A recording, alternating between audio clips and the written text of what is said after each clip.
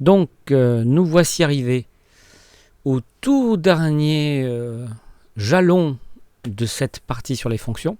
Donc, c'est les gestionnaires d'événements. Enfin, c'était notre objectif d'arriver jusqu'au gestionnaire d'événements pour pouvoir accéder aux animations et à l'interaction en bon designer. Donc, on va aller regarder pour changer sur MDN. On va regarder un petit peu ce que nous dit MDN d'ailleurs.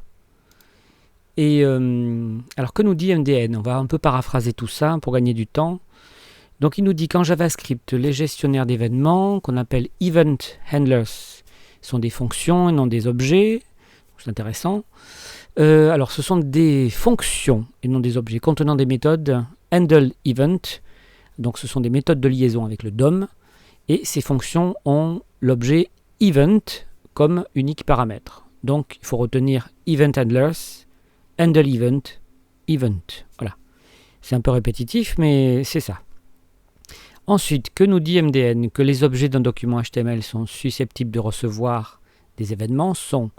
Alors on a window, je vais vous l'écrire à côté. Window et non pas Windows, ça n'a rien à voir avec Microsoft.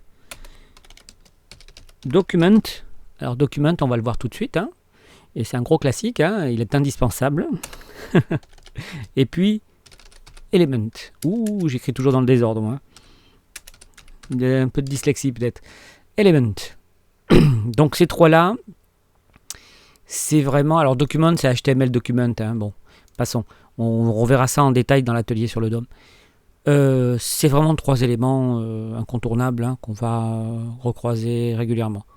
Et donc, que nous dit encore MDN? Que ces objets possèdent des propriétés de gestionnaire d'événements préfixées par on. Donc en gros, c'est pas compliqué. Quand vous avez onClick, onMouseOver, onFocus, c'est des gestionnaires d'événements. Cherchez pas. Ok. Donc, il précise aussi que les événements font partie de la logique du DOM et non de celle de JavaScript. Ça, c'est intéressant. Vraiment. Parce que ça veut dire que JavaScript n'est qu'un langage permettant de manipuler le DOM. On peut imaginer que vous pourrez utiliser un autre langage, TypeScript par exemple. Donc, par exemple, entre autres. Donc, bon, on va passer aux choses sérieuses. Ça, c'était pour le décor. Maintenant, on va reprendre l'exemple de MDN, mais on va le faire à notre sauce à nous. Parce que je vais faire autre chose. Donc, on va se faire un petit exemple tout simple, parce qu'il faut aborder deux façons d'aborder les événements HTML. Donc, on va regarder comment on peut faire appel à un gestionnaire d'événements HTML. Donc, on va se créer une page d'exemple. Alors, moi, c'est déjà prêt. Voilà, je suis en local. Bon, il n'y a rien pour le moment parce que tout est vide. Donc, on va se construire une petite page HTML. Donc, moi, j'utilise Emmet pour aller plus vite. Voilà. On va à l'essentiel aujourd'hui. On ne va pas s'embêter. C'est juste une page de test. Ça ira jamais sur Internet. Donc, j'ai fait une petite zone pour le style. On va mettre un titre quand même. Exemple 1. Ok. Le style. Alors, le style, moi, ce que j'aimerais faire, c'est un gros carré bleu. Et quand on clique dessus, il devient orange. Voilà. Vous voyez, c'est vachement poussé dans le genre. Donc, on va se faire un gros carré bleu. Alors, moi, je l'avais prévu de l'appeler simple. Moi, j'aime bien simple. Simple, pour les anglophiles. Donc, simple. On va lui mettre une couleur de fond. Alors, blue. Ça me rappelle une chanson. On va lui mettre une taille. Voilà. Une hauteur. Voilà. Et puis c'est tout pour le moment. Ensuite, on va se mettre une petite div dans cette page qui correspond à ce qu'on vient d'écrire.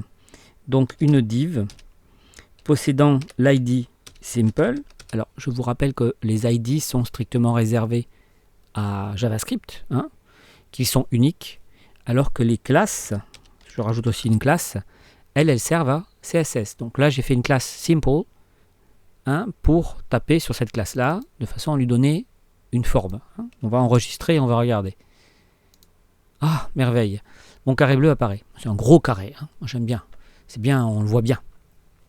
Donc, maintenant, on va rajouter notre script. Donc, on va écrire notre petite fonction. Alors, on va dans la zone script. C'est pas important que le script soit dans le head ou dans le body. On s'en fout puisque ça va réagir qu'au on-click. Donc, la page devra être chargée avant de lancer le script. Donc, aujourd'hui, on ne s'occupe pas de ça. Ça, pour ceux qui ont l'habitude de mes vidéos, on laisse tomber pour le moment le Windows Download. On écrit direct le script aujourd'hui. C'est pas important. On fait simple. Donc, une fonction change color, on lui met ses petits bras. Voilà, une petite fonction change color. Donc, alors pour ceux qui ont déjà vu le DOM, ils savent. Pour les autres, où vient bien grand vos mirettes, parce que vous allez voir, c'est pas bien difficile. Donc, on va d'abord pointer le document, c'est-à-dire la page. Document. Sur ce document, on lui demande de nous attraper l'ID simple, celle qui est là. Allez. Et donc, on va lui dire get element by ID. Get element, vous entendez, c'est au singulier. Bon, c'est pas get elements by type name, non? Et là, c'est bien element, il n'y en a qu'un. Voilà, ça rappellera des souvenirs à certains. Donc, nous, c'est l'ID simple, hein, l'ID, hein, attrape-moi l'élément par son ID simple, dans le document.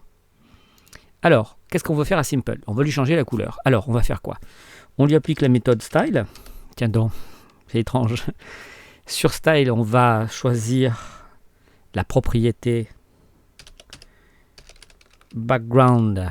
Alors, on est en JavaScript, hein, background color. Et on va lui donner une valeur. Tomato, parce que j'ai déjà faim. Voilà. Donc, on va enregistrer. Alors, je vais reculer un petit peu parce que, voilà, c'était pas super lisible. Voilà, on voit un petit peu mieux là. Donc, documente. Attrape-moi l'élément par son ID simple, la méthode style, la propriété background color, la valeur tomato. Voilà. Alors, évidemment, maintenant, il faut relier cette petite fonction à notre div. Qu'est-ce qui va provoquer l'événement? Alors, j'ai dit, moi, je voulais cliquer tout à l'heure. Hein. Donc, on va aller dans la balise. Oui, oui. Et on va prendre un gestionnaire d'événements HTML. Il est connu celui-là, hein, onClick. Voilà. Et dans onClick, on va rappeler le nom de notre petite fonction, hein, change color. Voilà. On va rajouter vis. Il faudra que je fasse une petite vidéo sur vis. Petit élément très, très sympathique. Voilà. Donc maintenant, qu'est-ce qu'on a fait? On a pointé notre document, pointé une zone, hein, notre div grâce à son ID. On lui passe une valeur pour une propriété bien précise, qui est sa couleur de fond. Et dans l'ID, dans la div, pardon, celle qui a l'ID simple, on va lui dire quand je te clique dessus, eh ben, tu me changes la couleur. Donc on enregistre et on teste. Là, on rafraîchit et on clique. Et voilà.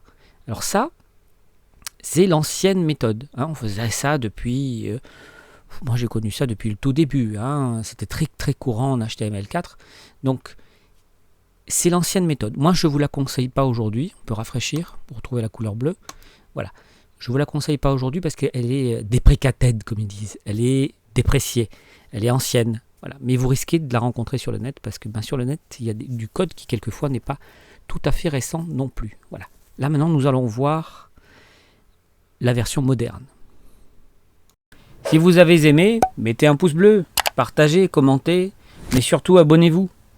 Vous serez alerté des nouveautés et quand il y aura assez d'abonnés, il y aura des bonus.